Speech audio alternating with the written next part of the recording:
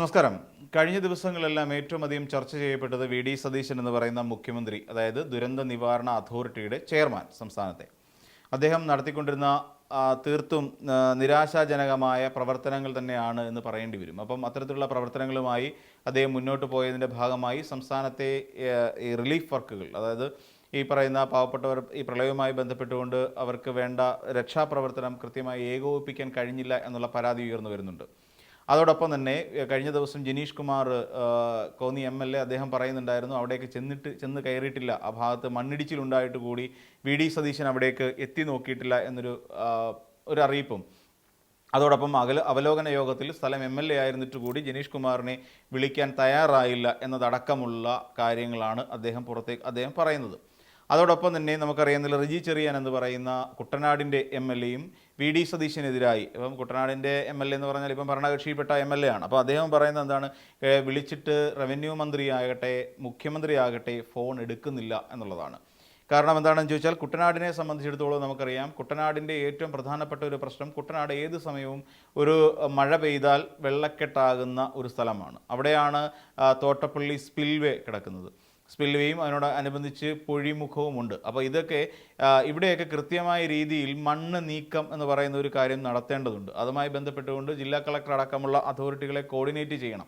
ഇപ്പോൾ AP അനിൽകുമാർ വിടുവായത്തം പറയുന്നുണ്ടെങ്കിൽ തന്നെയും എവിടെയൊക്കെ കൃത്യമായി ഇത് നടപ്പിലാകുന്നുണ്ട് എന്നുള്ളത് നമ്മൾ അന്വേഷിക്കേണ്ടതുണ്ട്. ഇപ്പം നോക്കിക്കോളൂ, ഇപ്പോൾ 1800 ക്യൂബിക് മീറ്ററാണ് ശരിക്കും സ്പിൽവേയിലൂടെ, അതായത് തോട്ടപ്പള്ളി സ്പിൽവേയിലൂടെ കടന്നു പോകേണ്ട വെള്ളത്തിൻ്റെ അളവ്. എന്നാൽ അതിപ്പോൾ ഈ മണ്ണിൻ്റെ നിക്ഷേപം കാരണം, അതുപോലെ മണ്ണ് വന്ന് അടിയുക, പല തോടുകളിലും പോള കയറി കിടക്കുന്നു, അന്ന് ശുചീകരിക്കാൻ വേണ്ട നിർദ്ദേശങ്ങളൊന്നും നടന്നിട്ടില്ല.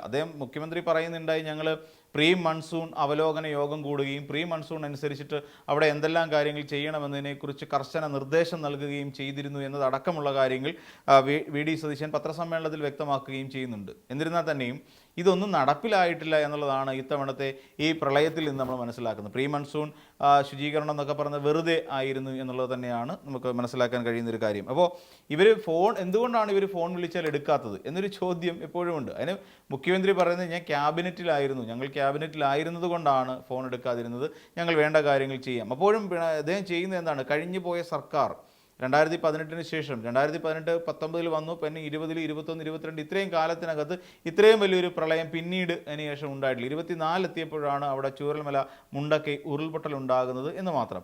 അതുവരെ പിന്നീട് വലിയ പ്രളയസമാനമായ അന്തരീക്ഷമൊന്നും നമ്മുടെ സംസ്ഥാനത്തിന് ഇപ്പോഴുണ്ടായതുപോലെ ഒന്നും വലുതായി ഉണ്ടായിട്ടില്ല. എങ്കിലും കുട്ടനാടിനെ സംബന്ധിച്ചിടത്തോളം പലപ്പോഴും അവിടെ വെള്ളക്കെട്ടുണ്ടാകുകയും അവിടെ നിന്ന് ആൾക്കാരെ മാറ്റി പാർപ്പിക്കേണ്ടതുമായ സ്ഥിരമായ ഗതികേട് ഉണ്ടാകാറുണ്ട്. പക്ഷേ അങ്ങനെ ദുരന്ത നിവാരണ പ്രവർത്തനങ്ങളെ ഏകോപിപ്പിക്കേണ്ട ചെയർമാൻ ഈ പറയുന്ന കേരളമൊട്ടുക്ക് സദ്യയുണ്ട് അല്ലെങ്കിൽ വിരുന്നുണ്ട് നടന്ന സമയത്തെയാണ് ഇവിടെ ഏറ്റവും കൂടുതൽ വിമർശിക്കപ്പെടുന്നത് എന്നുള്ളത് തന്നെയാണ്. അത് വിമർശിക്കപ്പെടേണ്ടത് തന്നെയാണ്. കാരണം വേറൊന്നുമല്ല, ഇവിടെ നമുക്ക് നോക്കിക്കഴിഞ്ഞാൽ ഇവിടെ പലരും ഈ പറയുന്നത്, ഇപ്പോൾ ജനീഷ് കുമാർ പറഞ്ഞത് കോന്നിയിലാണ്. അപ്പം അദ്ദേഹം എന്തുകൊണ്ടാണ് അങ്ങനെ ഒരു പരാതി ഉയർത്തുന്നത് എന്നുള്ളതാണ്. അവിടെ പത്തനംതിട്ട ജില്ലയിൽ സന്ദർശനം നടത്തിയെങ്കിൽ കൂടിയും എന്തുകൊണ്ടാണ് അദ്ദേഹം ആ ഒരു മണ്ഡലം ഒഴിവാക്കിയത്, അല്ലെങ്കിൽ ലാൻഡ് സ്ലൈഡ് ഉണ്ടായ മണ്ണിടിച്ചിലുണ്ടായ ആ സ്ഥലം എന്തിന് ഒഴിവാക്കി എന്നൊരു ചോദ്യമുണ്ട്.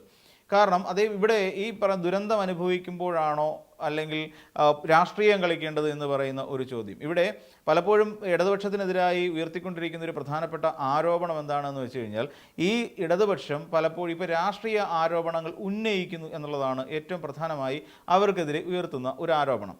കാരണം ഇവിടെ ഒരു ഘട്ടത്തിൽ ഒരുമിച്ച് നിൽക്കുന്നതിന് പകരം ഇവിടെ ഇടതുപക്ഷം കൃത്യമായി മുഖ്യമന്ത്രിയെ ലക്ഷ്യം വെച്ചുകൊണ്ട് രാഷ്ട്രീയമായി പകപോക്കുന്നു എന്നുള്ളതാണ്. പക്ഷേ വി.ഡി. സതീശൻ മനസ്സിലാക്കേണ്ട ഒരു പ്രധാനപ്പെട്ട കാര്യം, പണ്ട്, അതായത് മുഖ്യമന്ത്രി പിണറായി വിജയൻ ആയിരുന്ന കാലഘട്ടത്തിൽ 2018 ഇവിടെ ഒരു ഫ്ലഡ് ഉണ്ടാകുന്നു. അതാണല്ലോ നൂറ്റാണ്ട് കണ്ട മഹാപ്രളയം എന്നൊക്കെ എപ്പോഴും വിശേഷിപ്പിക്കുന്നത്.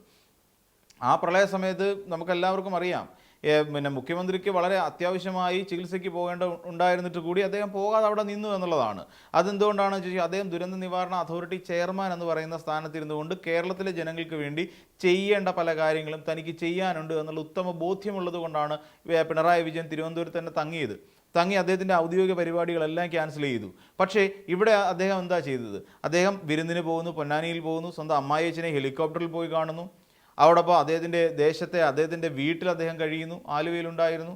അപ്പം ഇതൊക്കെ ഈ പറയുന്ന വി.ഡി. സതീശൻ എന്ന് പറയുന്ന മുഖ്യമന്ത്രി ഈ പ്രളയ സമയത്ത് ചെയ്ത തെറ്റുകൾ തന്നെയാണ്. അത് പൊളിറ്റിക്കൽ അല്ല, അത് മാനുഷിക പരിഗണന വെച്ച് നമ്മൾ മനസ്സിലാക്കിയാൽ മതി. അത് അങ്ങ് ചെയ്ത തെറ്റുകളാണ്, അതൊരിക്കലും രാഷ്ട്രീയ ആരോപണങ്ങളല്ല. ഞാനെന്താ അപ്പം അത് ചോദിക്കുന്ന മാധ്യമങ്ങളെ കൈകൂപ്പിക്കൊണ്ട് ഞാൻ ആഹാരം കഴിക്കരുതായിരുന്നു എന്നുള്ള കാര്യം എനിക്ക് അറിയില്ലായിരുന്നു, അത് എൻ്റെ തെറ്റായിപ്പോയി എന്നൊക്കെ പറഞ്ഞുകൊണ്ട് ചോദ്യം ചോദിക്കുന്ന മാധ്യമങ്ങളെ പരിഹസിക്കുന്നതല്ല ശരിയായ ഒരു മുഖ്യമന്ത്രിയുടെ രീതി എന്നുള്ള കാര്യം മനസ്സിലാക്കുക. അവിടെ ചെയ്യേണ്ട കാര്യങ്ങൾ ഞാൻ ഇന്ന കാര്യങ്ങൾ ചെയ്തു കഴിഞ്ഞിട്ടുണ്ട് എന്ന് പറയാൻ വി ഡി സതീശനെ കൊണ്ട് കഴിഞ്ഞിരുന്നോ? പോട്ടെ, അമ്മായിച്ചനെ കണ്ടതിൽ തെറ്റില്ല, പക്ഷേ പിന്നെ എന്തിനാണ് ഒരു സ്വർണ്ണക്കടയുടെ ഉദ്ഘാടനത്തിന് പോയത്? അത് അദ്ദേഹത്തിന് മാറ്റി വയ്ക്കാമായിരുന്നില്ലേ? കേരളത്തിലെ ഒരു വിഭാഗം ആളുകൾ ഇവിടെ കഷ്ടപ്പാടിലും ദുരിതത്തിലും കഴിയുമ്പോൾ അവർക്ക് ദുരിതാശ്വാസ ക്യാമ്പുകളിലേക്ക് അവരെ എത്തിക്കുമ്പോൾ അവിടെ ഭക്ഷണമുണ്ടോ, വെള്ളമുണ്ടോ, മരുന്നുണ്ടോ, വേണ്ട ആരോഗ്യ സംരക്ഷണ മാർഗങ്ങളുണ്ടോ എന്നുള്ളതിനെക്കുറിച്ചൊക്കെ അന്വേഷിക്കുന്നതിന് പകരം അങ്ങ് പോയത് എവിടെയായിരുന്നു? വി ഡി സതീശൻ നിന്നത് ഒരു ജ്വല്ലറി ഷോപ്പിൻ്റെ ഉദ്ഘാടന സ്ഥലത്തായിരുന്നു. അവിടെ നിന്ന് ഒരു മടിയും കൂടാതെ സാമഗ്രികൾ വാങ്ങുകയും ചെയ്തു. ഇതുകൂടാതെ ഒരു കോഫി ഷോപ്പിൻ്റെ ഉദ്ഘാടനത്തിന് കോഴിക്കോടും അദ്ദേഹം പങ്കെടുത്തു. അപ്പോൾ അതിനെക്കുറിച്ച് ചോദ്യം ചോദിച്ചൊരു മാധ്യമപ്രവർത്തകനോട് എന്നാൽ അങ്ങ് ഇവിടെ വന്നിരുന്നുകൊണ്ട് പ്രസംഗിക്കൂ എന്നാണ് പറഞ്ഞത്. അങ്ങ് വി ഡി സതീശൻ എന്ന് പറയുന്ന മുഖ്യമന്ത്രി ഒരു കോഫി ഷോപ്പിൻ്റെ ഉദ്ഘാടനത്തിന് കോഴിക്കോട് പങ്കെടുത്തു. അതിൻ്റെ ദൃശ്യങ്ങളും ഫോട്ടോസും പുറത്തായി. ഇത് സംബന്ധിച്ചിട്ടാണ് ആ മാധ്യമപ്രവർത്തകൻ ചോദിക്കുന്നത്. കോഴിക്കോട് അവിടുത്തെ ഒരു മാളിൽ വെച്ചിട്ടായിരുന്നു ഫംഗ്ഷൻ നടന്നത്. അപ്പോൾ അതിനെക്കുറിച്ചൊരു മാധ്യമപ്രവർത്തകൻ കാര്യമായി ചോദിക്കുമ്പോൾ അപ്പം നമ്മൾ ആലോചിച്ച് നോക്കൂ, ആ ദുരന്ത നിവാരണ അതോറിറ്റി ചെയർമാൻ ആയിരിക്കുന്ന നമ്മുടെ മുഖ്യമന്ത്രി കേരളത്തിലെ പൊതുജനങ്ങൾ ഇത്രയും വലിയൊരു കഷ്ടപ്പാട് അനുഭവിക്കുമ്പോൾ, പൊന്നാനിയിൽ കടൽ കയറ്റമുണ്ടായിട്ട് അവിടെയുള്ള ആൾക്കാർ നാശനഷ്ടം അനുഭവിക്കുമ്പോൾ അല്ലെങ്കിൽ കഷ്ടപ്പാട് അനുഭവിക്കുമ്പോൾ അദ്ദേഹം കോഴിക്കോട് പോയിട്ട് ഒരു കോഫി ഷോപ്പിൻ്റെ ഉദ്ഘാടനം ചെയ്തു.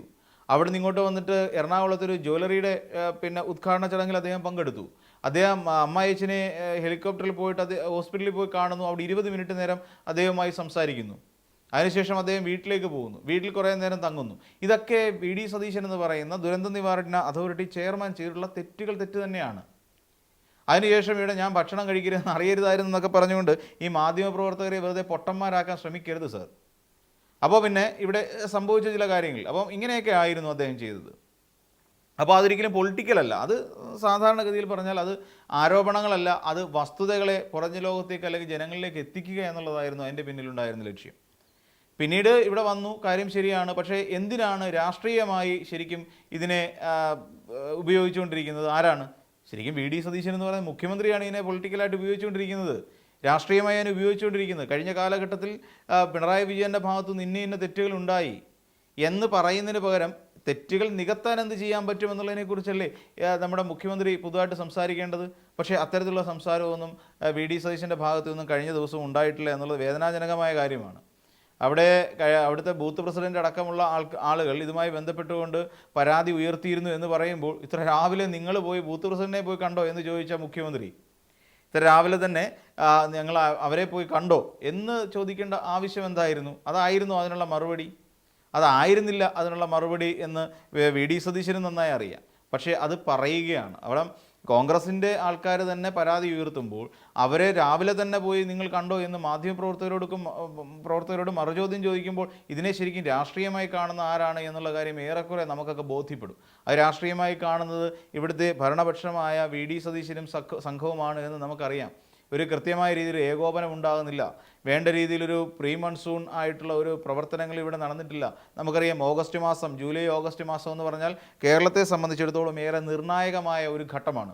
ആ ഘട്ടത്തെക്കുറിച്ച് എന്തുകൊണ്ടാണ് ഈ പുതിയ അധികാരത്തിലേറിയ സർക്കാർ ചിന്തിക്കാതിരുന്നത് എന്ന് മാത്രമാണ് നമുക്ക് മനസ്സിലാകാത്തത്.